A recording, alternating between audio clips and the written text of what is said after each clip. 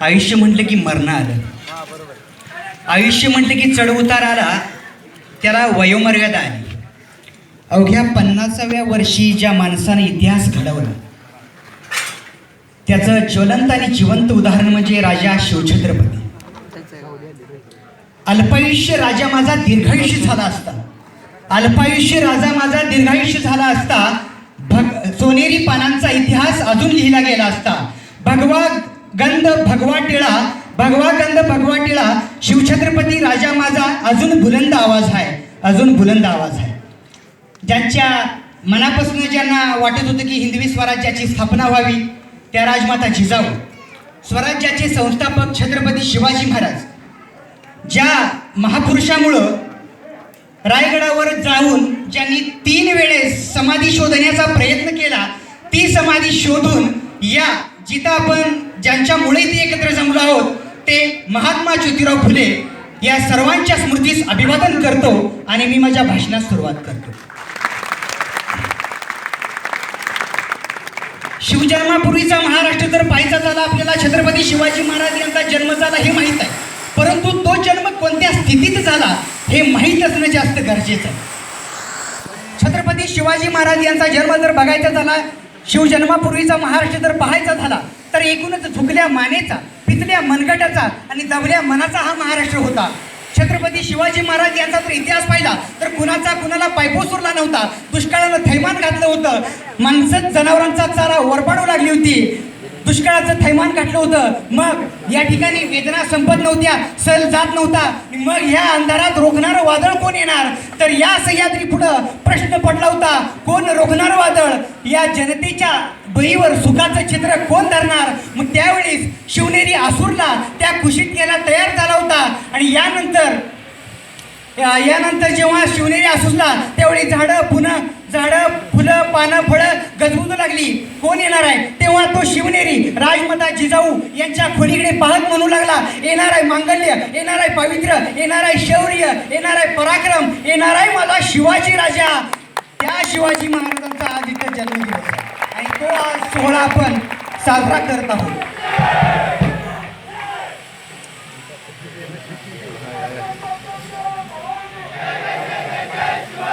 परंतु हा जयंती सोहळा साजरा करत असताना आज या व्यासपीठावर विषय मांडावासा वाटतो की खरंच आज बरेचसे वक्ते आले बोलले, परंतु या प्रकर्षानं जाणवणारी गोष्ट म्हणजे आज या शिवभक्तांना असं म्हणावंसं वाटतं, महापुरुषांचा जय जयकार आपण करतो, त्यांच्या कर्तृत्वाचा मात्र अंधकार कुठेतरी होत चाललाय हे प्रकर्षानं जाणवतं. कारण आज पाहायला गेलं तर आज शिवजयंती होते, राजमाता जिजाऊ जयंती होते, सावित्रीबाई फुले जयंती होते, बऱ्याचशा जयंत्या होतात, पुण्यतिथ्या होतात, त्यांची वेशभूषा केली जाते, त्यांच्या विचारावर समाज प्रबोधन करण्यासाठी बरीचशी व्याख्यानं आयोजित केली जातात. परंतु याच महाराष्ट्रामध्ये 1 जानेवारी 2018 साली एखादी दंगल उसळते, त्या दंगलीमध्ये सरकारी मालमत्तेचं नुकसान होतं, गाड्या जळल्या जातात, जळपोळ होती, बरंच नुकसान होतं, प्रत्येकाला भिडवून दिलं जातं, या तरुणांमध्ये रक्त साकाळलं जातं. मग त्यावेळेस आमच्या मनामध्ये प्रश्न पडतो, आम्ही याच महाराष्ट्रात राहतो का, तो हाच महाराष्ट्र का ज्या महाराष्ट्रामध्ये शाहू फुले आंबेडकरांनी एकतेची समतेची आम्हाला भावना दिली, आम्हाला संदेश दिला. ज्या महाराष्ट्रात आम्ही राहतो त्या महाराष्ट्रात नेमकं डॉक्टर बाबासाहेब आंबेडकरांनी ज्या महाराष्ट्रात जेव्हा बॅरिस्टर झाले होते तेव्हा याच कोल्हापूरमध्ये राजर्षी शाहू महाराजांनी हत्तीवरून साखर वाटली. मग आमच्या मनामध्ये प्रश्न पडतो, आम्ही याच महाराष्ट्रात राहतो का. दुसरी गोष्ट, याच महाराष्ट्रात छत्रपती शिवाजी महाराज होऊन गेले, मग आमच्या मनाला प्रश्न पडतो, आम्ही याच महाराष्ट्रात राहतो का. हो राहतो, आपण नकळत सांगतो, हो आम्ही याच महाराष्ट्रात राहतो, परंतु आपण फक्त मनातल्या मनात हो म्हणतो, पण पटवून द्यावं लागतं ते इतिहासाचे धागले देऊन. माळ्यांनी मानायचं फुल्यांना, बौद्धांनी मानायचं बाबासाहेबांना, मराठ्यांनी मानायचं शिवरायांना. हा जातीयवाद काय बरा नाही. कारण एका हातामध्ये एखाद्याला सांगितलं जातं हे असं आहे, यांना हातामध्ये निळा झेंडा घ्यायचा, यांना हातामध्ये भगवा झेंडा घ्यायचा. ही प्रकर्षानं आणि हा जातीवाद तेढ करणारी जी माणसं आहेत त्या माणसांचं न ऐकता तरुणांनी पेटून उठून हातामध्ये भगवा घेऊन, हातामध्ये भगवा घेणं बी काय सोपं काम नाही. ज्याच्या छातीमध्ये रग आहे आणि मनगटात धग आहे त्यानंच तो भगवा पेलावा.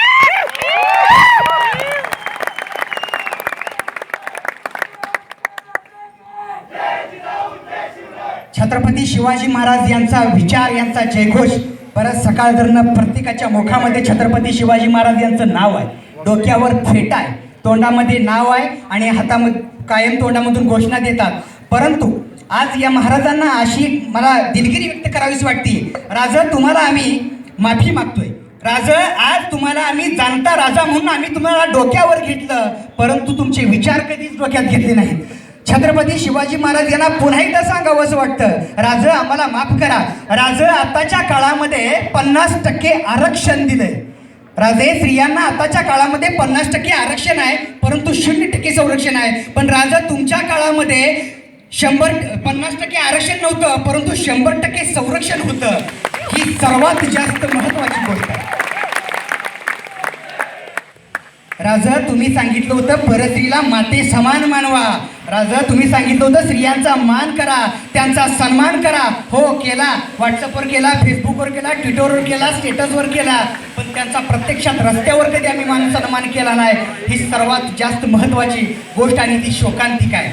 आज बऱ्याच वेळा वाटतं राजा तुम्ही आज औरंगजेब बादशाहच्या दरबारात जाऊन तिथे त्याला पाठ दाखवली, परंतु तिथं पाठ तुम्ही दाखवून आला, तिथं तुमचं स्वाभिमान अभिमान दाखवून आला. परंतु आज आमच्या मावळ्यांकडे बघितलं तर वाटतं हा राजे तुमचा हिमालयाच्या मदतीला जाणारा हा जो सह्याद्री पर्वत आहे, तो सह्याद्री पर्वत जो आहे तो आता त्या हिमालयाचं पाय कधी दाबू लागला हे आम्हाला कळलंच नाही. राजा तुमचं राजकारण होतं, माणसं जोडत तुम्ही राजकारण करायचा, परंतु आजच्या काळामध्ये माणसं राजकारण करतात, पण माणसं तोडत राजकारण करतात. ही सर्वात जास्त महत्वाची गोष्ट आहे. राजा पुन्हा एकदा माफी मागावीशी वाटते. राजा तुम्ही अख्ख्या जगाचे होता, पुन्हा तुम्ही देशाचे झाला, पुन्हा तुम्ही हिंदू मुस्लिमांमध्ये तुम्ही हिंदूंचे झाला, पुन्हा तुम्ही महाराष्ट्र आणि कर्नाटक या पानिपताच्या युद्धात तुम्ही महाराष्ट्राचे झाला, जातीयवादामध्ये तुम्ही मराठ्यांचे झाला. राजा मला खंत वाटते तुम्ही आता तुम्हाला कोणी भोसले म्हणून म्हणजे झालं. राजा म्हणून आम्हाला माफी मागावीशी वाटते.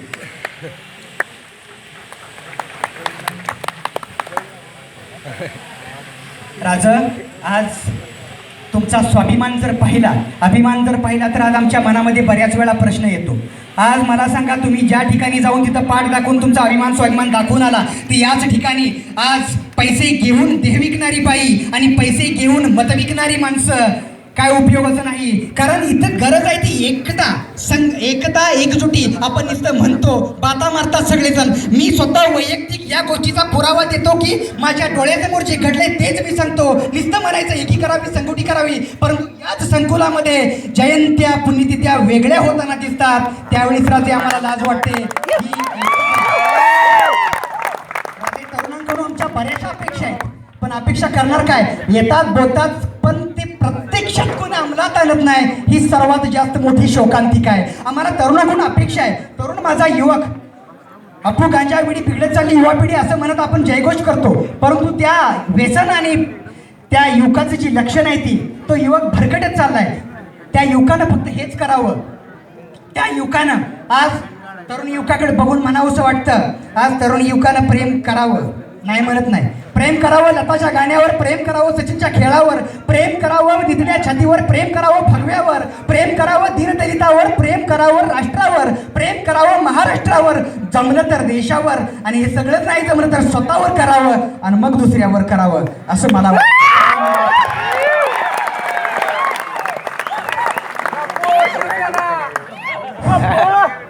महापुरुषांचा जय जयकार बऱ्याच वेळा झाला. त्यांच्या कर्तृत्वाचा अंधकार कसा होत चालला हे सांगितलं, परंतु हा अंधकार होऊ नये म्हणून आपण काय केलं पाहिजे हे जाणणं सर्वात जास्त महत्वाची गोष्ट आहे. युवकांनी काय केलं पाहिजे. आई तारुण्यात आपण आठवा फक्त आज याच महाराष्ट्रामध्ये संत ज्ञानेश्वर होऊन गेले. या ज्ञानेश्वरांचं वय किती होतं? वय होतं 16. 16व्या वर्षी त्यांनी ज्ञानेश्वरी लिहिली, 23व्या वर्षी पूर्ण केली. जगद्गुरु तुकोबाराया यांचं वय होतं 23, यांनी 23व्या वर्षी गाथा लिहिली, 23व्या वर्षीच पूर्ण केली. स्वामी विवेकानंद वय होतं 23, तिथे अमेरिकेत जाऊन तिथे शिकागोमध्ये बंधुभावाची शिकवण देणारा ह्या माणसाचं वय सुद्धा 23च होतं. छत्रपती शिवाजी महाराज अवघ्या 16व्या वर्षी त्यांनी स्वराज्य स्थापना केली.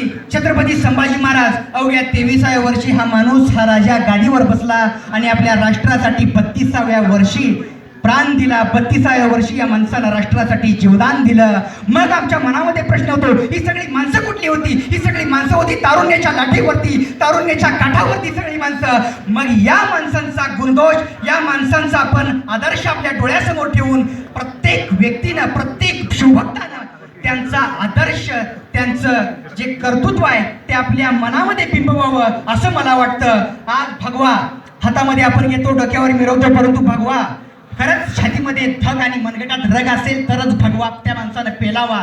त्या माणसानं हातामध्ये मशाली घेऊन महाराष्ट्रभर, देशभर त्यानं ते गाजवावं, अख्खा महाराष्ट्र भगवा करून द्यावा. मग त्या आईला म्हणावंसं वाटतं, आई भवानी लाल किल्ल्यावर पुन्हा एकदा भगवं वादळ येऊ दे. आई भवानी लाल किल्ल्यावर पुन्हा एकदा भगवं वादळ येऊ दे आणि दिल्लीच्याही तख्तावरती या महामर्द मराठ्यांचा भगवा झेंडा पुन्हा एकदा फडकू दे.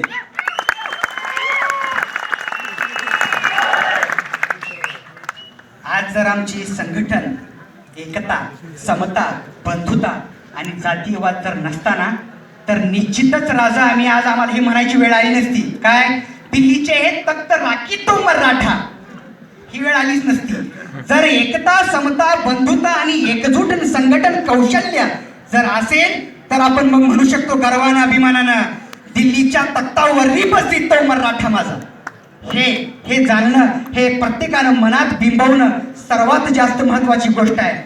शिवरायांचा जय जयकार करतो आपण. भगवा हातामध्ये घ्यायचा असेल तर विचार करून घ्या. भगवा हातामध्ये घेतला तर भगव्याची ताकद खूप जास्त आहे. भगवा हा श्रीकृष्णाचा आहे, भगवा हा प्रभू रामचंद्राचा आहे, भगवा हा शेतकऱ्याचा आहे, भगवा हा दीन दुबळ्यांचा आहे, भगवा हा गरिबांचा आहे, भगवा हा शिवाजी महाराजांचा आहे, भगवा हा वारकऱ्याचा आहे, भगवा हा टाळकऱ्याचा आहे, भगवा हा धारकऱ्याचा आहे, भगवा हा महाराष्ट्राचा आहे. चला महाराष्ट्र घडवूया, भगवा फडकावूया, भगवा फडकावूया. अशा या नेत्याचं देहांत हा जेव्हा छत्रपती शिवाजी महाराज आम्हाला या सोडून जेव्हा गेले त्यावेळी सगळ्यांना वाटत होतं महाराष्ट्र पोरका झाला, महाराष्ट्रात दरी कोसळली, महाराष्ट्रातील शिवभक्तांच्या विचारामध्ये आता खूप फरक पडला, महाराष्ट्र खचला, सह्याद्री झुकला असं प्रत्येकाला वाटू लागलं. परंतु तसं नाही. मग काय काय म्हणाले, आता शिवाजी महाराज गेले म्हणल्यावर या स्वराज्यात पोकळी निर्माण झाली. पण शिवभक्तांनो, पोकळी निर्माण व्हायला जागा तर मोकळी पाहिजे. छत्रपती शिवाजी महाराज यांना म्हणावंसं वाटतं, यांच्या स्मृती यांना म्हणावंसं वाटतं की राजे थेंब थेंब रक्ताची आठवण आहे आम्हाला, राजे थेंब थेंब रक्ताची आठवण आहे आम्हाला, कधीच विसरणार नाही तुम्हाला राजे, आम्ही तुम्हाला कधीच विसरणार नाही तुम्हाला. आणि अशा या राज्याचं देहांत 3 एप्रिलला झालं. परंतु आम्ही तो शिवाजी महाराज आम्ही आमच्या काळजात, आमच्या मनामनात तसंच घर करून ठेवले. त्यांच्यासारखं काहीतरी करण्याचा आम्ही प्रयत्न करू असं एक प्रामाणिक माझं मत आहे. आणि या राज्याला जाताना एवढंच म्हणावंसं वाटतं, बराच वेळ बोलतोय, खरं बोललं तर बरं वाटत नाही, जरा बरं बोललं तर खरं वाटत नाही, खरबूर होण्याची दाट शक्यता आहे. त्यामुळे काय ते खरं बोललोय. आणि या व्यासपीठावर रजा घेताना शेवटी मी एवढंच म्हणतो, निखळला तारा निळ्या आकाशात, निखळला तारा निळ्या आकाशात, स्तब्ध झाला वारा काळ्या अंधारात, गडबड झाली विठ्ठलाच्या मंदिरात, गडबड झाली विठ्ठलाच्या मंदिरात, श्रीहरीची पापणी ओलावली. मग देव म्हणे रखुमाईला, अगं आपला शिवाजी राजा हरपला, आपला शिवाजी राजा हरपला. पण तो हरपला तरी आपण आपल्या मनामध्ये त्यांचे जे विचार आहेत ते घेऊन इथून पुढची जी वाटचाल आहे ती वाटचाल प्रत्येक तरुणाने करावी अशी एक इच्छा सादर करतो. आणि या व्यासपीठावर मी इथंच रजा घेतो. जय हिंद, जय महाराष्ट्र, जय शिवराय.